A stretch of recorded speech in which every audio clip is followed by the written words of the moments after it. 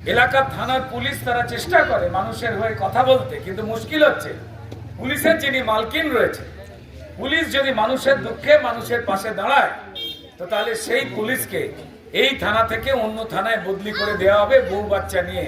তারও পরিবার আছে, তাই পুলিশকে বাধ্য করা হয় যারা চুরি জোচ্চুরি লুট করছে তাদের স্যালুট ঠুকতে, আর পশ্চিমবঙ্গের মানুষকে কাঁদতে হচ্ছে। আমি এইটুকু বিশ্বাস করি, আমাদের এই কালীগঞ্জ বিধানসভায় আমি যেখানে দাঁড়িয়ে রয়েছে সেটা হচ্ছে ষষ্ঠীতলার মোড়, তাই তো? আমার বাড়ির সামনেও এমন একটি মোড় রয়েছে। আমি শহর কলকাতায় এখন থাকি অভিনয়ের জন্য, আপনারা জানেন, আপনাদের আশীর্বাদ ভালোবাসায়। এবার অনেকে পরিষ্কার বলেন যে তাহলে কি সুখে থাকতে ভূতে কি লোলে, যে আপনারা দৌড়াদৌড়ি করছেন, যারা চুরি জচ্চুরি করছে, অন্যায় করছে, যারা 500 টাকা 1000 টাকা লক্ষ্মীর ভান্ডার দিয়ে, যারা কন্যাশ্রী দিয়ে আমাদের মায়ের বোনেদের, যাদের হাজার হাজার টাকার পাওয়া উচিত, প্রত্যেক মুহূর্তে কাজ করে পরিশ্রম করে সম্মানের সঙ্গে সেটা কেড়ে নিচ্ছে। অর্থাৎ আপনার হাতে 1 টাকা দিয়ে আপনার পাওনা 9 টাকা যারা চুরি করে নিচ্ছে তাদের বিরুদ্ধে আমি রাস্তায় নেমেছি। আমায় আশীর্বাদ ভালোবাসা আপনারা দেন, আমি অভিনয় করি। কিন্তু আমি অভিনয় করি কাদের জন্য? আমি যদি অভিনয় করে দুমুঠো খেতে পাই, আমি যে জামাটা পরেছি, যে চশমাটা পরেছি, সেই পরিশ্রমের পয়সা আপনারা দিয়েছেন আমার পারিশ্রমিক হিসেবে। আমি শুধু একা দোতলা বাড়িতে থাকবো, লম্বা গাড়ি চড়বো, আর যে মাটিটার মানুষ আপনারা প্রত্যেকেই, পশ্চিমবঙ্গের প্রত্যেকটা জেলা, প্রত্যেকটা গ্রাম, সেখানের যে মানুষজন ভালোবাসা দিয়ে আমাদের বড় করেছে, তাদের প্রতি আমাদের একটু দায়বদ্ধতা নেই? হ্যাঁ, নিজে নিয়ে ভালো থাকা যায়, স্বার্থপরের মতো ভালো থাকা যায়। অন্যায়কে দেখে চুপ করে থাকলে পশ্চিমবঙ্গে এই শাসক দল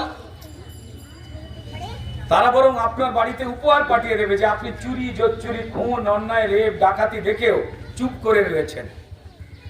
কিন্তু এমনটা করলে, আমি যেখানটা দাঁড়িয়ে কথা বলছি এখানে বোধহয় বারোয়ারি তলা, নিশ্চয়ই আমার বাড়ির সামনেও আছে, আমার হাওড়াতে পুরনো বাড়ি জগাছা বারোয়ারি, ঠিক এমনই বারোয়ারি তলা আছে। আমাদের এখানে যে ঠাকুর দেবতারা আসেন, আমাদের যারা আরাধ্য দেবদেবীরা রয়েছেন, তারা তো কখনো বলেন না যে একা ভালো থেকো।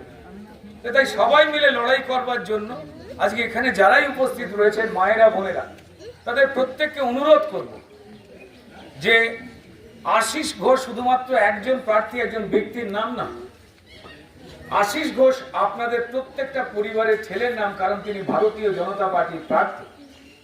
আর আমাদের শ্রদ্ধেয় নেতা নরেন্দ্র মোদীজি, তিনি ভারতবর্ষকে পৃথিবীর কাছে শক্তিশালী করছেন। যারা আমাদের সনাতনী মায়েদের মাথা থেকে সিঁদুর মুছে দিচ্ছে, সেটা পেহেলগাঁও হোক আর মুর্শিদাবাদ হোক, আমরা আমাদের মায়েদের বোনেদের যে কোনো রকম অপশক্তি যারা খারাপ চায় মানুষে, তাদের হাতে আমরা মরতে দেব না। নরেন্দ্র মোদীজি আমাদের সেই শিক্ষা দিয়েছেন। তো তাই পশ্চিমবঙ্গ থেকে চোর জোচ্চোর তাড়াতে, পশ্চিমবঙ্গের মানুষ যাতে ভালো থাকে, সেই জন্য আমরা বেছে বেছে প্রার্থী দিয়েছি। এটা অন্যান্য দলের মতন আমি কারণ না মুখেও আনছি না। আমি জানি না এখানে যারা যারা দাঁড়িয়ে রয়েছেন, যে মায়েরা বোনেরা, হ্যাঁ, আমরা হয়তো হাত পিঠা খাই, আমাদের এত যদি আত্মীয় স্বজন চলে আসে বাড়িতে, হয়তো আমরা 2 পিস মাছ রান্না করেছি। আমাদের মায়েরা এমন মা, তারা চোখের জল মুছে নিজে ভাতের ফ্যান খেয়ে কি তরকারিটা একটা আলু খেয়ে, সে কিন্তু যখন আমাদের আত্মীয় স্বজন কুটুম আসে, সে বলে না যে পশ্চিমবঙ্গ চোরের রাজত্ব, তাই আমাদের রোজগার কমে গেছে, আমার আর একটা মাছ রান্না করার পয়সা নেই। আমাদের মায়েরা শাড়ির আঁচল দিয়ে ঘাম মুছে তারা কিন্তু অন্যের মুখে হাসি ফোটায় এবং নিজে আধ পেটা খায়। সেই মায়েদের বোনেদের শাঁখা সিঁদুর যারা মুছে দিচ্ছে, পশ্চিমবঙ্গের সম্মানীয় মুখ্যমন্ত্রী মমতা বন্দ্যোপাধ্যায়, তিনি অপারেশন সিঁদুর, আমাদের দেশের যশস্বী প্রধানমন্ত্রী, যিনি আমাদের দেশের মায়েদের সিঁদুর যারা বেছে বেছে পরিচয় জিজ্ঞেস করে করে পেহেলগাঁওতে গুলি করে মেরেছে, যে সিঁদুর মুছে দিয়েছে, নরেন্দ্র মোদীজি যারা সিঁদুর মুছেছে তাদেরকে বদলা পাঠাচ্ছেন। সিঁদুরের মূল্য কি হয় বোঝাতে গেছেন। সিঁদুর ফেরত পাওয়া যায় না, তা আমরা জানি, আমরা প্রত্যেকেই জানি। কিন্তু তোমরা আমাদের মায়েদের সিঁদুর, বোনেদের সিঁদুর মুছে দেবে, সিঁদুর শাঁখা হাতের তাগা দেখে আমরা কোন ধর্মের মানুষ সেটাকে দেখে তোমরা হত্যা করে চলে যাবে, আর তাদের ছেড়ে দেবেন নরেন্দ্র মোদী? তারা ছেড়ে দেয়নি।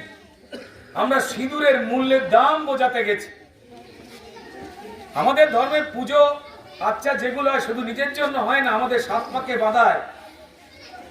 যখন স্বামীরা তাদের স্ত্রীর কপালে সিঁদুরটা টেনে দেয়, তখন দুটো মানুষের মধ্যে বিয়ে হয় না তো, দুটো পরিবার, দুটো সমাজের মধ্যে।